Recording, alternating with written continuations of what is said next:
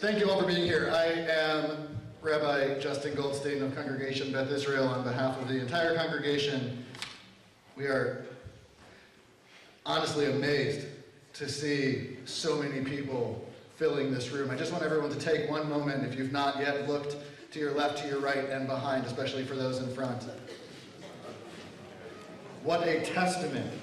What a testament to the times in which we are living. What a testament to the power of the history to which we will be privy to some of, and what a testament, most of all, to the man from whom we all are all here to celebrate his work.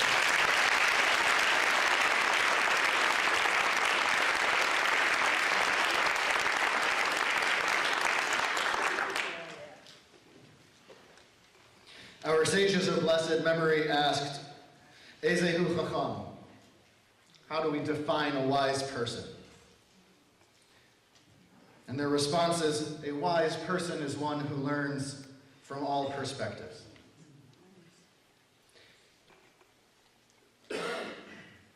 One of the most powerful aspects of the contributions which Walter Ziffer has made to the communities in which he has lived, to the lives of those in his family, to the world of academia, and to all of those who have had the pleasure of meeting him and hearing him speak, is the multiplicity of perspectives which he brings to his worldview based on the incredible, sometimes unbelievable experiences which helped to make him into the man whom we are here to celebrate today.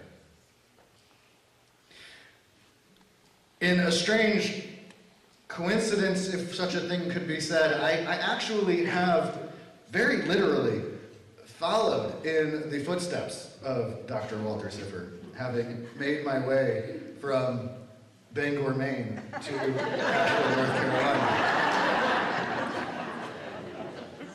And when I first arrived in Bangor, Maine, they knew right away that Asheville was a home away from home for I and my family, as my wife's mother has lived here for some time. And as soon as they knew that their new rabbi had this connection to this place, Asheville, North Carolina, I began hearing stories of this man who once lived in Bangor, who moved to Asheville, North Carolina, whose influence was still felt.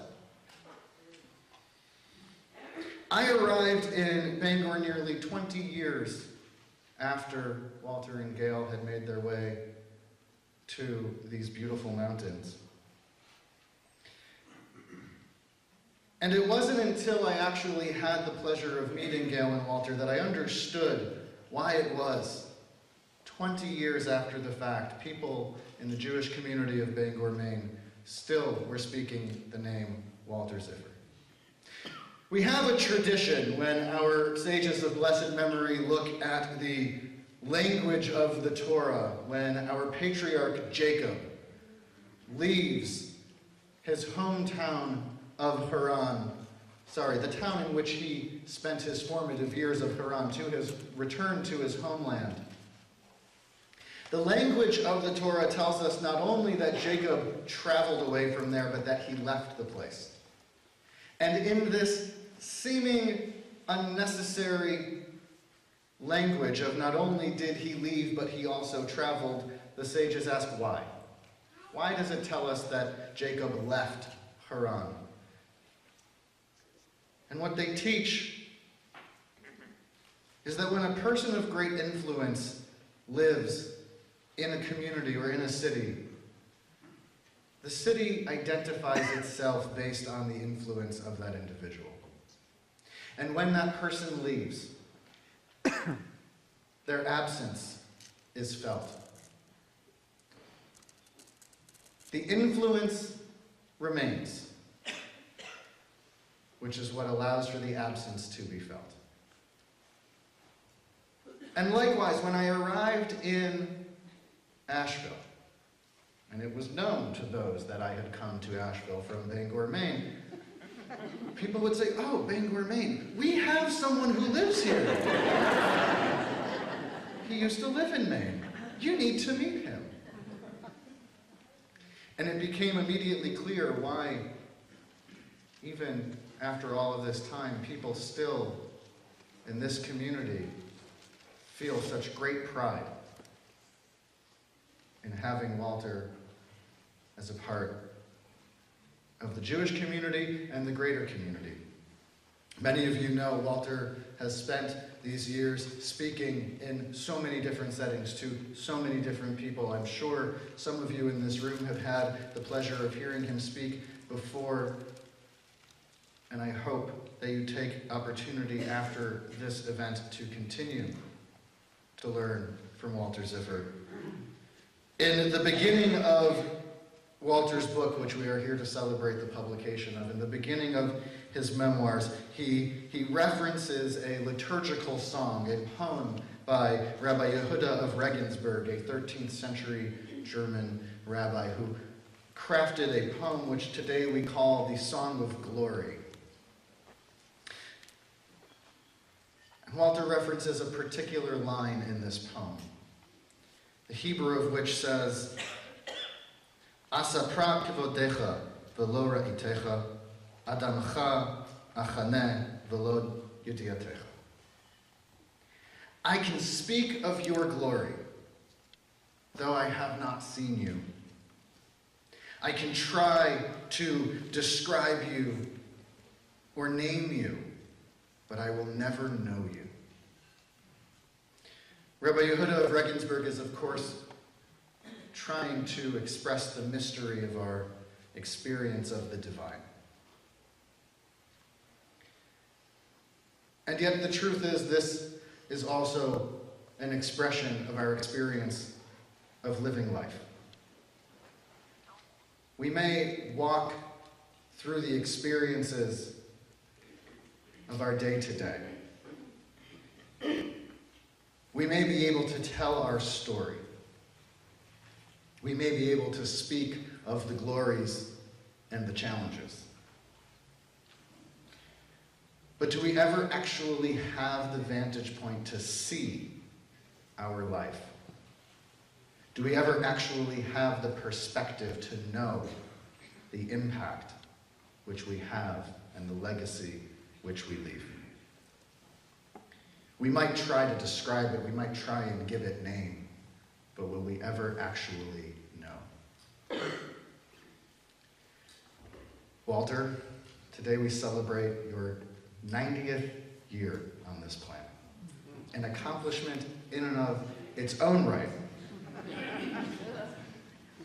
let alone the story which precedes it.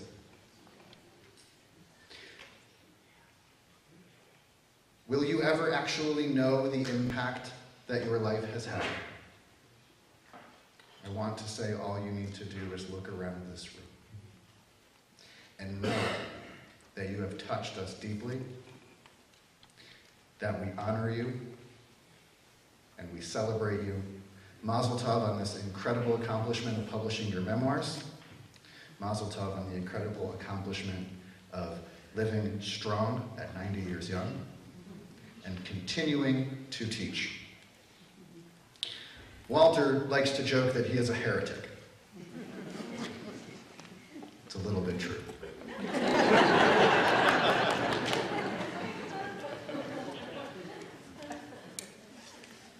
But what Walter actually means by that, I want to believe, is that he has more questions than he has answers. I hope that we all learn from Walter to follow in his footsteps, to be heretics in Walter's image, to ask more questions than we have answers. I want to thank you personally for being my teacher, my friend, and an influence in my life. I speak on behalf of all of those who are gathered here. We thank you. We celebrate you. Happy birthday. And we look forward to learning from you once again, and not for the last time. Without further ado.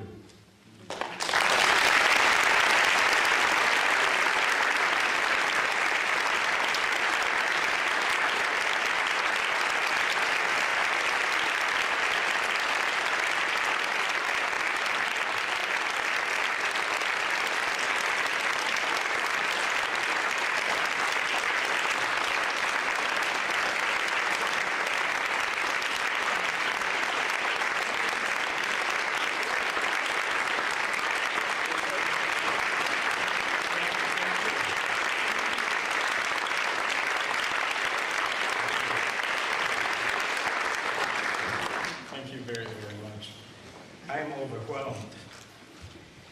I have no idea how I'm going to get through this talk. Because I've choked up a number of times. But I'll try my best. If I collapse, you know what you're supposed to do. Take good care of me. It's really, I mean, to see all these heads here in front of me, I mean, this is as good an attendance as on Yom Kippur. Maybe better. And I'm not going to forgive your sins. So, anyway, I want to welcome you. The Rabbi has done this already. And having listened to him, you know, I have a hard time even thinking how I'm going to get through this. And I want to thank you, Justin, really from the bottom of my heart.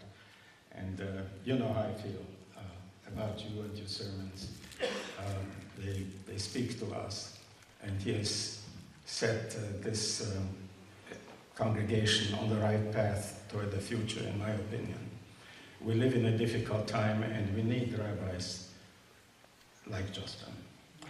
So again, welcome.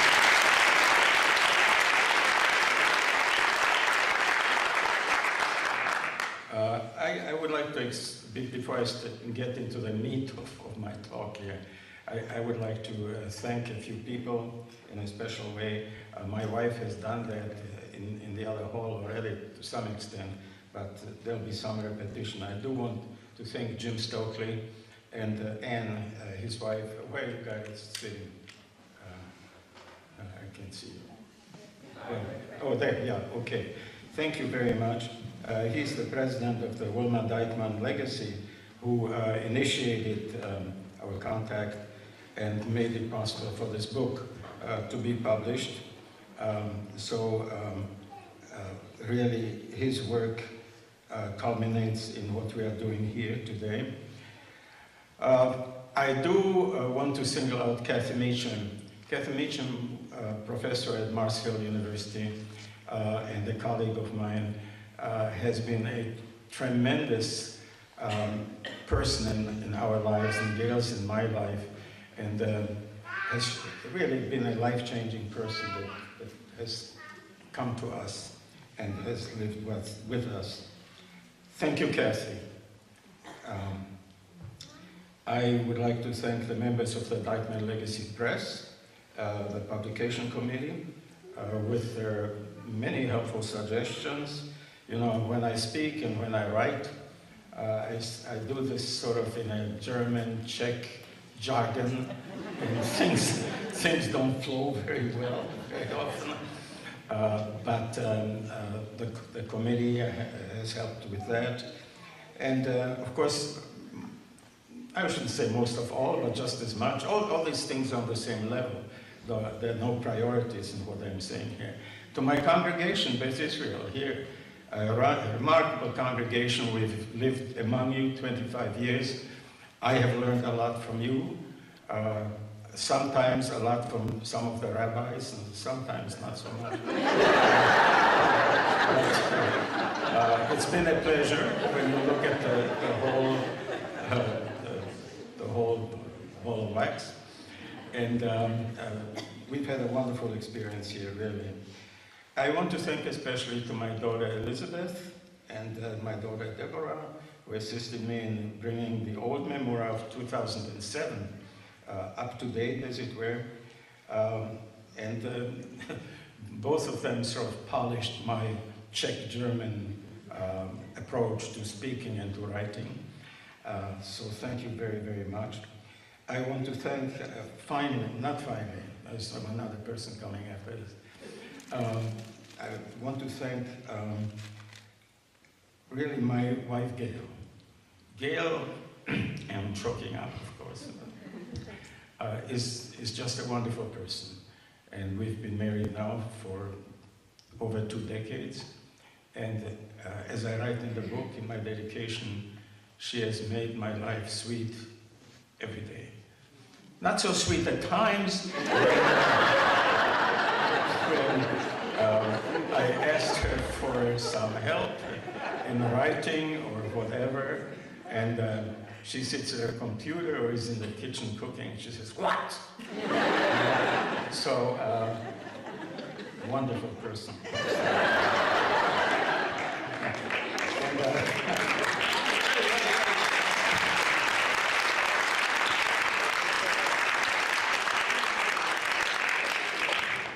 And, and finally, that is a final one, to the St. Pierre family, who have come here from Colorado. That's a far way.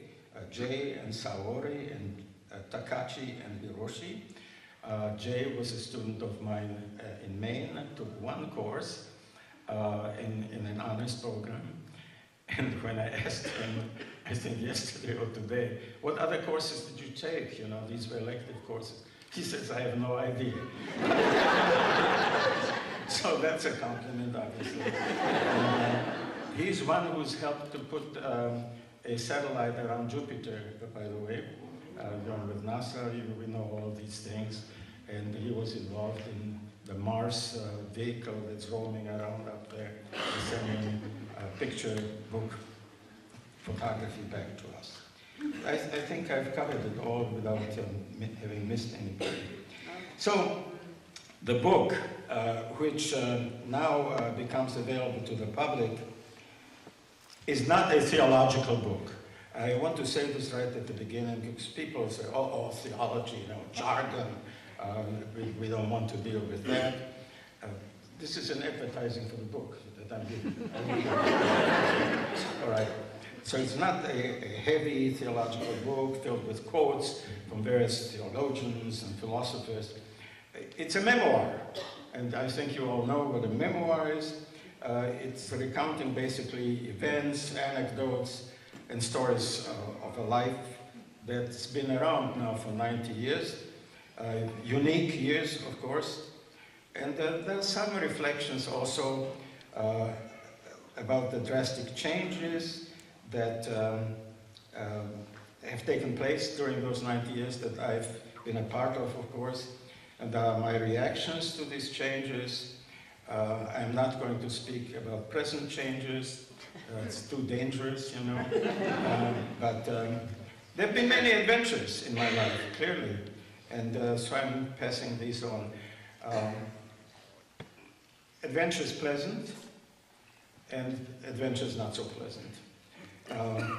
And I would like to ask you also, as you read this memoir, to read between the lines. There's reflection there. You know, questions do not always have to be articulated in clear language, but you can use your own brains to see what the author is trying to say without actually saying it clearly and loudly.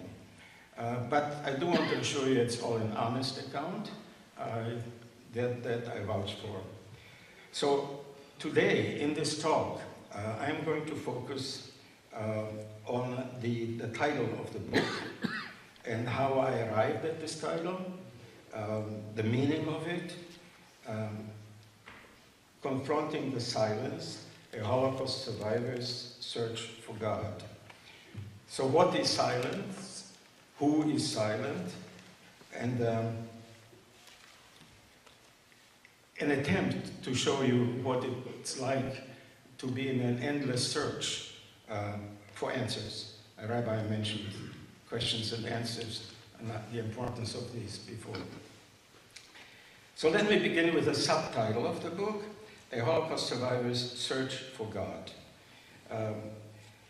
I think it's a very fitting part of the title because my very first remembrance almost as a baby, as a little boy, of hearing any speech at all includes the German word for God, which is Gott, G-O-T-T.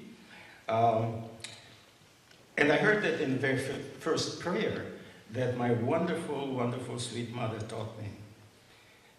I must have been around 3 or 4 years old when I sat in a baby crib and she taught me that first prayer. And the word God, God, has clung to me and has accompanied me all my life, through all my life peregrinations, until this very day, when at age 90, I stand before you here sharing with you the changing relationships which I've had with this word. Now, prior to the Holocaust devastation of our people, the Jewish people in my family, I didn't pay much attention to the word, obviously. Although I and my fellow citizens in Central Europe were exposed to that word daily. You guys don't speak Czech. There's only one lady here who speaks Czech, Mrs. Stanitz. So I have to explain to you that in Czech, there's the word zbohem, Z-B-O-H-E-M, zbohem, meaning with God, and it's the equivalent of our goodbye. You say, zbohem, goodbye. In Czech, in German, there is a strange greeting which is Grüß Gott. Anybody has heard Grüß Gott? Good, yeah, of course. And it means actually greet God. And this is the equivalent in German to our hello or to our hi. Now, when words or phrases become routinely used over and over and over again by repetition, rather than achieving necessarily a deepening of the word's meaning, more often than not, the result is that the meaning is lost. My opinion. The word God in this above-mentioned usage became routinely used, and so for us children, sort of became meaningless. I well remember our religion teacher was a diminutive guy, maybe 4.5 feet tall, and his name was Herr Müller, a German name, of course, and he was our religion teacher. And I remember him sitting in the pews in front of him, you know, and he pacing up and down, and having us repeat. So, Bereshit, in the beginning, Boro, created, Elohim, God, Es Hoshomayim, the heavens, the Ha'oretz, this Ashkenaz pronunciation of Hebrew, but that's how everybody prayed in that area. And unintentionally, of course, Herr Müller, a very nice guy, absolutely, produced in us utter boredom with the Bible and also with the term God. I mean, the term God started meaning absolutely nothing to us. We pinched each other and squealed and laughed. You know. So, nevertheless, all this, I mean, these were good times. It was fine, everything was hunky-dory. But then dark clouds started gathering on the horizon. I remember my father, who was the last president of our congregation in Český Těšín, the name of our town in Czechoslovakia. I remember him sitting by the radio, listening to the anti-Semitic ranking and ravings of Herr Hitler. You know who he is, obviously. I remember my lovely mother's interjections every so often as she listened. Ach du lieber Gott, she used to say. Ach du lieber Gott.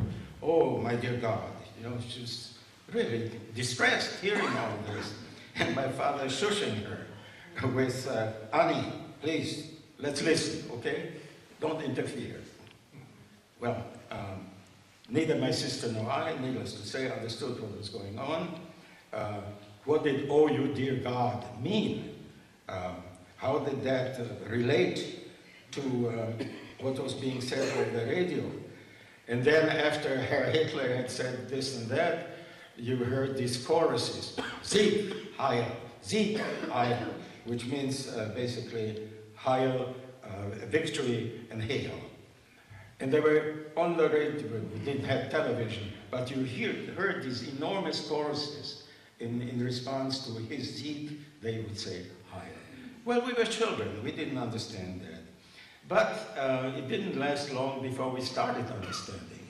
Then came September 1st, 1939, and that's the day of the outbreak of the Second World War. And That very same day, we were occupied by the Nazis. And then that first night, our synagogues were burned down. And then came labor and forced labor and humiliations and identifications with us wearing a white armband. In fact, if you go to your computers and you Google in Walter Ziffer, you'll get a picture of myself and a friend of mine wearing a white armband with a blue Star of David imprinted on it, Magen David as we call it. A little later came a new edict. These bands were abolished, and then came the yellow stars with a center, in the center written Jude, okay, which means Jew in Germany. And then came 4 evictions from our original apartment, and then came a ghetto, and then came loss of all of our possessions. And during those 3 years preceding deportation, we became totally, utterly, totally impoverished. Not only impoverished, but became outlaws and totally vulnerable, and there was no one to appeal to. But you see, we were still family. We still had each other, and we still supported each other, and we still loved each other. But then came separation. And I will never, never in my life forget my mother running behind me and crying, Walti, Walti, they call me Walti, Walter, Walti. Walti, Walti, do not leave us. And an SS officer walking up to her with his whip and hitting her over the shoulder and driving her back to the group of women of that age, middle-aged women, basically. And then came deportation. And then came the labor camps, the slave labor camps. 2 years for my mother and sister, who happened to stay together during that period. Then 2 years for my father. Then 3 years and 7 camps, slave labor camps, and concentration camps for me. And my mother's Liebe Gott didn't show up. And we prayed. The Liebe Gott seemingly didn't hear, didn't come to our help. And after the war, when our family came together, safe and more or less sane, not completely sane, I should say, I do not remember whether my mother ever evoked the name of God again. Before the war, she lit the candles, beautiful silver candlestick with candles on Erev Shabbat.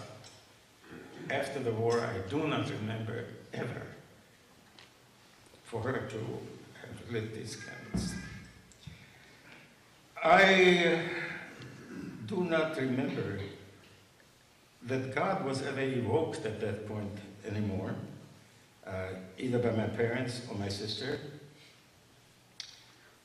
I certainly did not speak about God anymore. I had, in the camps, become a subhuman, exactly what Hitler planned for us to become. And for subhumans who are starving to death, who are dying from exhaustion and from beatings, religion is a luxury. No one needs it, no one.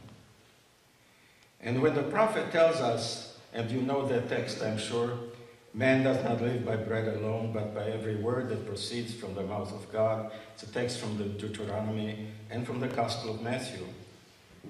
That prophet is wrong, totally wrong, because he has never experienced a German concentration camp. It is bread that keeps one alive, and not words, and not even words allegedly coming from a God.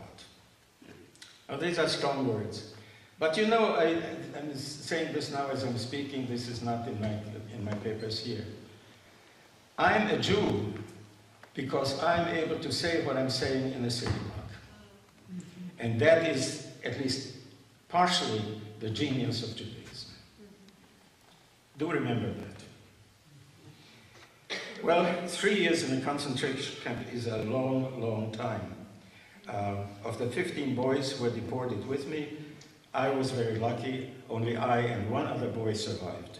He went to Israel. Peter Berger was his name. I've lost track of him. I don't know whether he's still alive. He was older than I. What does a person after that kind of an experience want to do? Well, that person does exactly what I did. I wanted to leave Europe. It was a rotten place to be, even after the war. So I left. And I got an education. And after 6 years in engineering, I was led to biblical studies and to theology, teaching in Europe and teaching in the US. And again now, I encountered the Lieber Gott of my mother, you see. But now I encountered this Lieber Gott through a disciplined study of the scriptures and of history, and by observation of life around me. So this time I encountered the Lieber Gott as an adult, trying to become educated. Now I'm going to pause for a moment, and I'm going to ask you for some indulgence. I have a request. If you do not agree with me with what follows, do not close your mental Venetian blinds, okay? Don't shut me out. This is a memoir. This is not a theological treatise. This is a memoir. And this is what I experienced. And these are my conclusions. And I'm not willing, of course, in this forum to discuss these. This is simply what I lived, okay? And this is what I learned from the experience, right or wrong. And this is not even about being politically correct, even in a synagogue. Again, I say this to show you what Judaism is all about. We can speak freely with each other, and we can dispassionately discuss things. I learned, and that was a tremendous insight, believe me. I mean, as I became an adult and somewhat educated adult, that Judaism encourages analytical thinking. This is terribly important. And that analytical thinking is, well, contingent on questions. Questions are important. You know, one of the things that bothered me the most in teaching Marshall University, but also at UNCA, there were no questions coming to me as a professor.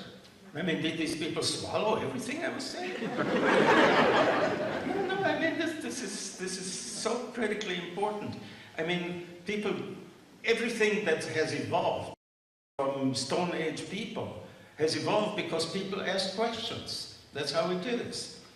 So modern Judaism, yes, I underline modern Judaism, the word modern, is where questioning leads us, okay? We let a text lead us. In this kind of honest enterprise, we have no predetermined destination, even though going toward a predetermined destination is pretty comfortable. You know where you're going. You know where you're going to arrive, you see?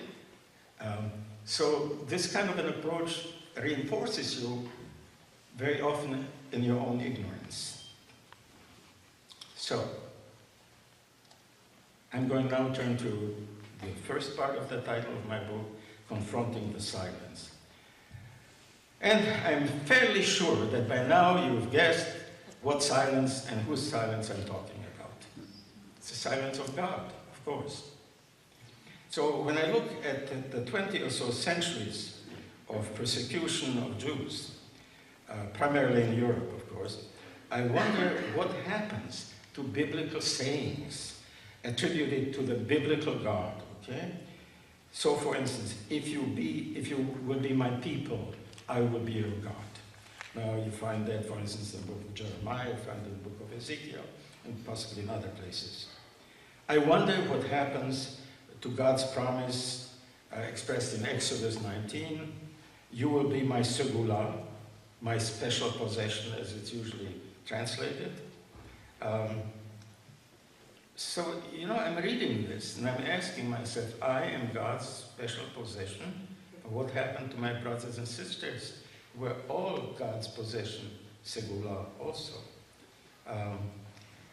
That's a problem, because an Av HaRachamim, as we call him, a father of compassion, the compassionate father, should not look idly at the suffering, at the death, and at the murder of 6 million of his children, right? Now this is a problem. Let's ask some questions about it. Let's not just say, okay. If we say, we don't understand God, and we'll come to that for a moment, it's a cop-out. We're supposed to ask questions. And if there's a God at all, he wants us to ask questions, okay? So let's do better in the future, asking questions. I have to ask questions again when I read the text, and that's in the book of Leviticus. Lo tamod adam recha, for instance, which means do not stand by idly by the blood of your neighbor. And this is a central text. There were millions of people who stood by idly when we were killed, when we were murdered. I mean, I lost 14 people in my family, practically all my uncles and aunts and cousins. They all disappeared. Some we know where they disappeared, how they disappeared. Some just disappeared. So, what do you think about people who stand by idly the blood of the neighbor? And then we read, say, in the book of Deuteronomy, tzedek, tzedek, tirdof. Justice, justice you shall pursue. Now, shall not the alleged divine legislator respect his own legislation? Question. These are central questions. And these are not just questions for Jews. These are questions for Christians as well. I mean, after all, how many Christians were killed during the Holocaust? Millions and millions. So here you are. So millions of Jews martyred and murdered, 14 in my family, as I said before.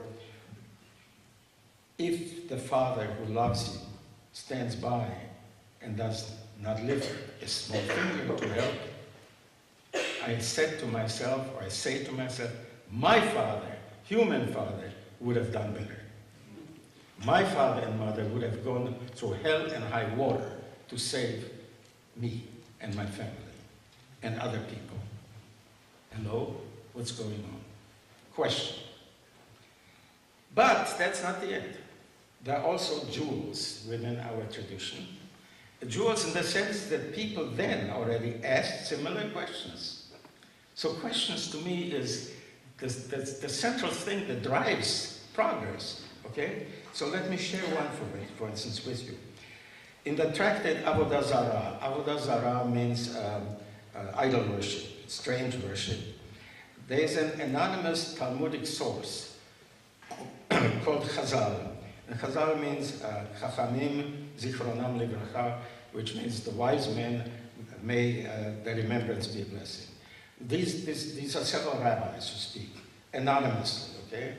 So Chazal asked the following question, okay? Why is it that when a thief steals the seeds of a neighbor, the plants that issue from these stolen seeds develop like any other normal seed? Why is it? You get the point? I hope. Why is it when a man who rapes his neighbor's wife and inseminates her, the baby grows up as a normal child, conceived in marriage? Why is that? Is that fair? Is that just? In other words, why does not God intervene by preventing these sinfully acquired plants from growing? Why does not God intervene by preventing the birth of this wrongfully conceived child? And the answer Chazal gives, And that's a fantastic answer, I think. Ha'olam kamin hago noheg, the world conforms to its natural course. Okay? What does that mean when we put this into everyday language? It means that God does not interfere in human affairs. Okay? Well, I find it sort of amusing, you'll forgive the word, that prophet God, of God, Isaiah, whom I really respect, wonderful, one of the best prophets there is, writes this, "For my thoughts are not your thoughts, neither are your ways my ways, declares the Lord. For as the heaven is higher than the earth, so are my ways higher than your ways, and my thoughts higher than your thoughts." And by saying this, you see, the prophet Isaiah clearly suggests that we humans really cannot ever say anything about God that makes sense. Because it just doesn't fall into our field of knowledge. We don't have the language to do that. And yet, after having said this, and you look at the Bible continues telling us all about God, about all his thoughts, and about all his ways. It's really a contradiction here. Okay? So, let's ask questions about that, you know? Let's not sit there and say, okay. So I will not bore you with many other similar examples of contradictions. I will not bore you with texts that clearly suggest that our humanly posited God is not so different from other humanly posited gods in antiquity. Okay? I need not tell you that my religion, as I stand here in the synagogue as a Jew, is like many other religions.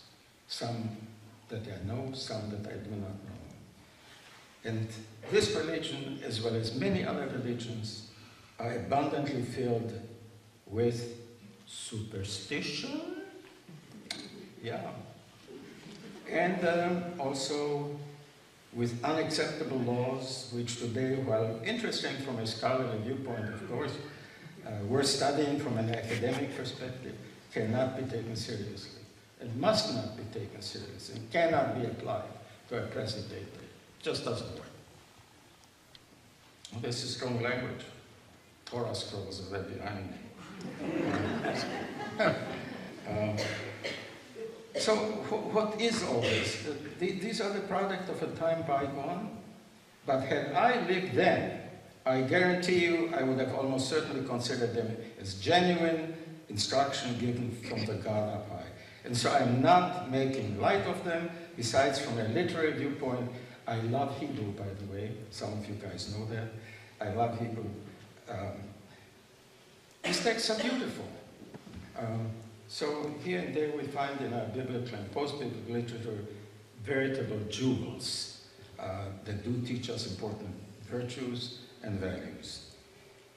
So you're sitting there in front of me and you'll ask yourself, where is he going with all this stuff? Well, okay, that's good. You're asking a question.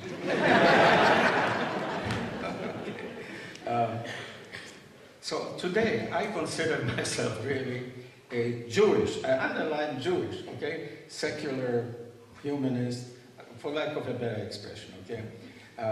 I see the Bible as one of many, many collections of ancient literature issuing from one of many cultural traditions written by fallible human beings. It's literature, a library of writings containing many different understandings of humanity, various beliefs about divinities and divinity, about ethics, about politics. There's a lot of politics in the Bible. I don't know whether you know that. There is, I assure you. And so, also some superstitions, obviously. And this mix ranges really from the very high sublime, in my opinion, to the occasional nonsense. And I didn't say nonsense in a pejorative way, but non-sense. It doesn't just make full sense, okay? So that's our heritage as Jews. And as a Jew, I want this heritage continued, immaculate as it is, as every religion is, you know. So let's not throw out the baby with the washwater, in my opinion. Okay? One thing to me is absolutely clear. I do not believe in the existence of any supernatural divinities. I really don't. And such deities, divinities, have all the characteristics of, well, of what? Of humans, okay? What else could they have? I mean, Lashon Adam, okay? Language of humans. That's all we have that we can deal with, okay? So, divinity is a human creation. It's an attempt, in my opinion, okay, to find meaning in our existence. That's a heavy word, a heavy little phrase. Meaning of existence. And to our ancestors who, when contemplating their existence on earth, looking at the night sky with its many stars above them, without the benefit of our modern scientific insights, already then they asked question, okay? What is man that you are mindful of? I think it's a fantastic question. One of the earliest questions. I don't know whether we ask these questions. We should. So consider that questioning quite a human achievement, in my opinion, and I dare not belittle it. Let me come to an end with this. And I've chosen a quote by Albert Einstein. No, he's not exactly known as a great philosopher, mostly astrophysics, you know, and mathematics. But he had a good brain, and so I'm not ashamed to quote him. I agree with him, so he must be right. So here's what he wrote. Strange is our situation here on earth. Each of us comes for a short visit, not knowing why, yet sometimes seeming to a divine purpose. From the standpoint of daily life, however, there's one thing we do know, that we are here for the sake of others. I love that quote, and I think that is a true quote. You hit it right on the head. So coming back to the subtitle of the book, I think I owe you, my friends, an answer.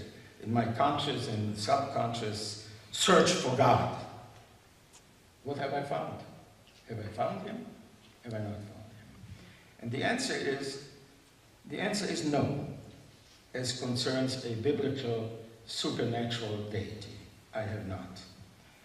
But a resounding yes for the immanent spirit that is in all of us, that needs to be found, of course, and that needs to be acted upon, the spirit of love, the spirit of respect and empathy for the other, the spirit of compassion, the spirit and the drive, the longing for justice, the courage to stand up for truth, the willingness to fight for the betterment of the human condition, respect for Mother Earth, and respect for outer space. If you want to call that assembly of things the Spirit of God, so be it. I'm happy with it. That's not important anyway, but I'm happy with it. But it pleases me, okay? And so my search has come to an end at age 90, and the results are satisfying to me at age 90. I don't claim to have found the ultimate truth. Maybe some of you have. Let me know if you do, if you did. But I realized that in the questioning and the continued search and the continued exploration, that really is our future. That's how it should be. And that I am positive, will go on. I think it will go on in Judaism, it will go on in Christianity, and it will go on in other religions that I'm not all that familiar with. And I'm happy at age 90. And I'm happy that you haven't taken me out and burned me at the stake. I'm happy to see you before me, smiling and wishing me a happy future, as I am wishing to you also. I think this is a fantastic congregation with a fantastic rabbi, and I am happy to be part of it. Thank you very much.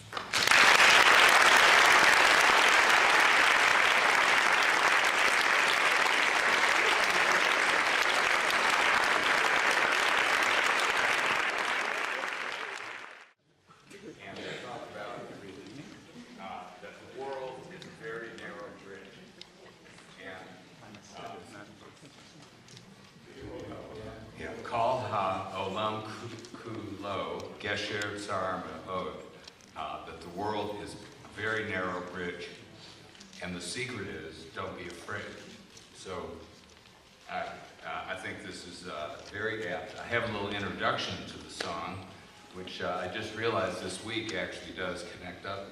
I had the honor to go to Český Těšín with Walter about 5 years ago, and I saw where all these things occurred. And he told us great stories at every place that we went to. And so the song, I wrote a song called Across the Bridge, which basically this town has got two sides. It's got the Czech side and the Polish side. And the bridge was the metaphor. But I'm just going to lead into this song with the chorus from that. Across the bridge, where the people are much kinder, where the sun is always shining, and the flowers grow across the bridge, where nobody is crying, a symphony is played, to the river's flow across the bridge. Kal ha-olam kulo gesher tsar me'od. You can sing along if you want. Gesher tsar me'od, gesher tsar me'od, kol ha'olam kulo gesher